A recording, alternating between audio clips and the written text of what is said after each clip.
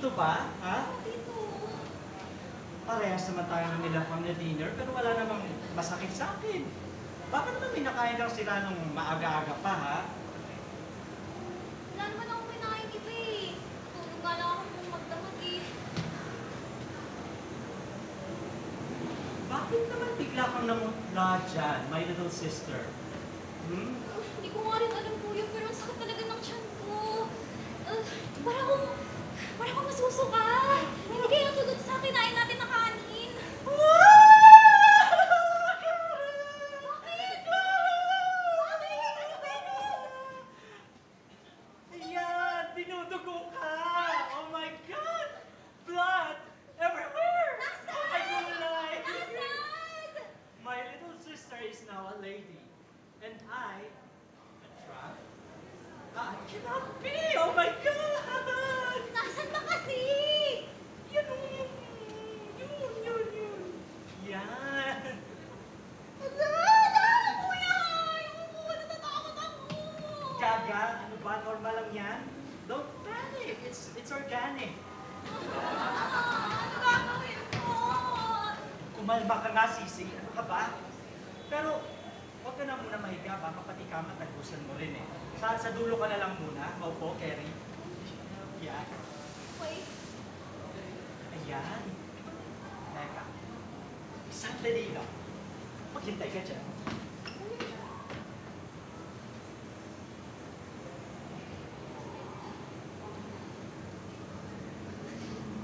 Sisi. Ito. Ang tawag dito, babe, napkin. Kuya naman, alam ko naman kung ano yung napkin. Alam mo naman pala, hindi ayan. O, carry mo na yan. Eh, alam ko lang kung ano, pero hindi ko naman alam kung paano gamitin. Oh my gosh! Ganito eh, okay? Dinikit mo na. Ayan, minsan may wings yan.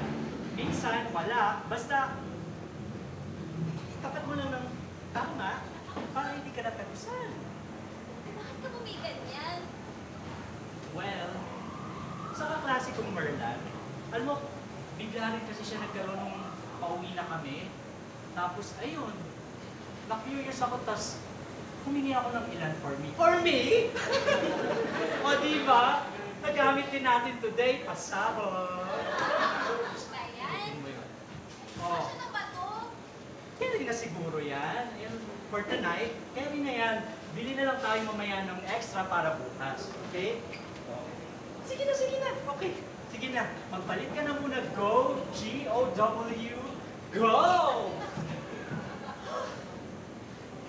Ah, kuya! Kadiri! Ayoko nito! Be! Wala kang choice. Monthly na yan. Masanay ka na. Kuya! Ayoko nito! Alam mo naman one of the boys ako, di ba? Aasarin nila ako, panigurado! Aba, bakit naman parang kasalanan ko? Diyos ko, normal lang yan. Tsaka, teka ha. Huwag ka na gano'ng magsasama-sama gano'n sa boys ngayong meron ka na ha. Baka mamaya. Ay nako talaga. Sinasabi ko sa'yo, Clara ha. Sa pasukan na maghanap ka ng mga kaibigang babae. Kuya, ayoko ng friends na babae. Ang arte kaya nila. Nagpa-backstab pa. Oh, ano, okay na ba to? Turn around. Okay, carry na yan. Alam mo, sabi nila para raw hindi heavy flow 1-1, dapat daw sa unang regla, ipapahid mo yung dugo mo sa mukha mo. Oh, hindi naman kuya, bago eh. Ikaw bahala. Chismis na naman, wala din namang mawawala kung susundin mo.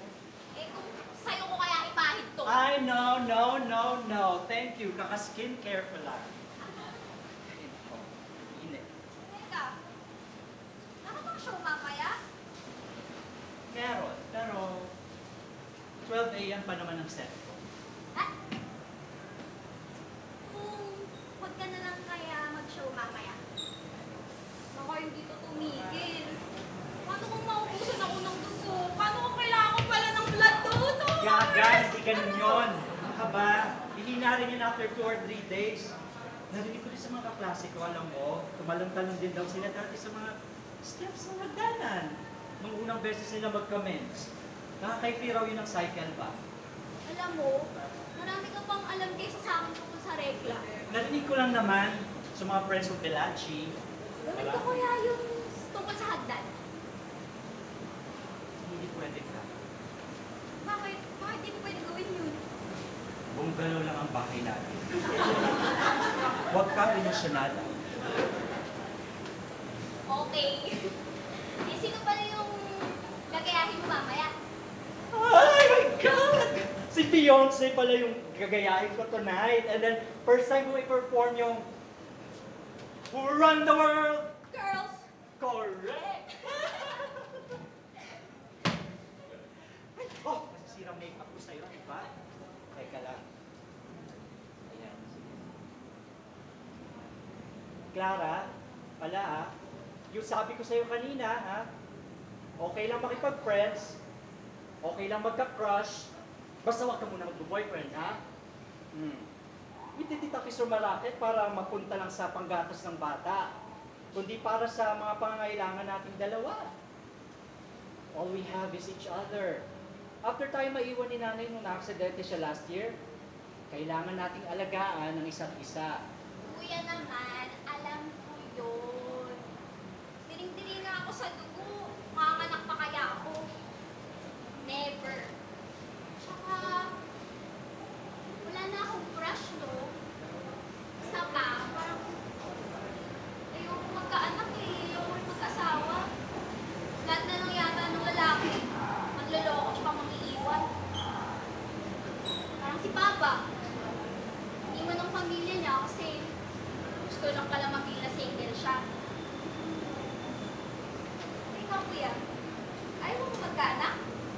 First, wag mo nang banggitin yung damuhong yan. Ako, bad vibes lang ang dala. Na-survive naman natin ang tayo lang, di ba? Second, yung magkakaanak. Parang, ayoko. Gusto ko lang yung ganito. Yung maging girl. And, pero hindi rin naman lahat ng babae gusto magkapamilya, di ba? Parang ako? Bata ka pa, Clara. Baka magbago pa ang isip mo. Basta always remember, your body, your choice. Ay, ako.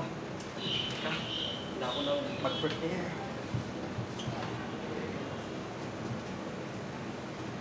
Alam mo, kuya, ang ganda-ganda mo.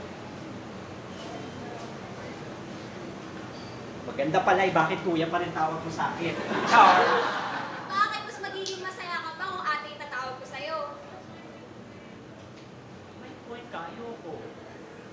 Gusto ko kuya mo ako forever. Alam mo yun, parang kaya kitang protektahan palagi.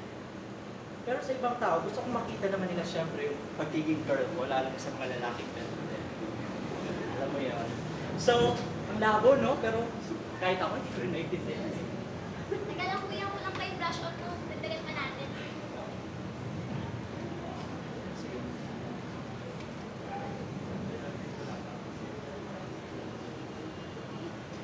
Ah.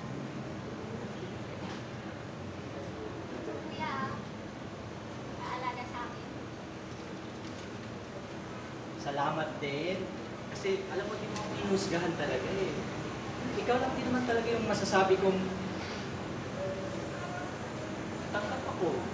You know, for who I am, though I've tried. When will my reflection show who I am inside? Ay, kuya, photographer ah! Ano ba? Nagpa-practice nga lang eh. Ay, teka lang, kuya. May iba tayo. Kamusta na pala yung crush mo? Tanggap ka ba doon? Hindi naman kasi niya knows na, alam mo, hindi ako totoong girl. Buti nga, dates lang kami eh. Baka magbago ang tingin niya sa akin kapag nalaman niya. Or baka hanggang tingin na lang talaga ako kasi hindi ko naman nabibigay yung gusto niya. Ang gusto nila, Ay, mahirap na. Baka mamaya, kung ano pa yung gagawin nila sa akin kapag na-disappoint sila sa makita nila.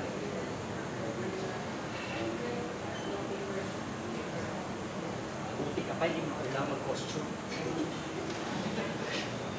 In my eyes, kuya, ito ang pinakamaganda. Huwag ka mag-alala. Mag-aaral ako ng mabuti para lahat ng gusto mong gawin magagawa mo. Para kahit college student ka sa umaga, tapos kapitera ka naman sa gabi, hindi masasayang yung efforts mo. Support kita all the way. Ay, alam mo, teka kuya, pinapalitaan ako sa TV. Yung mga lalaki daw pupunta sila ng Thailand. Tapos, pagdating nila, meron na silang dede. Oh, di ba? Gawin natin yun, kuya. Pag-ipunan natin, sasamahan pa kita. For sure. Eh, pero, sa ngayon, yan. Ito muna. Alright. Pak!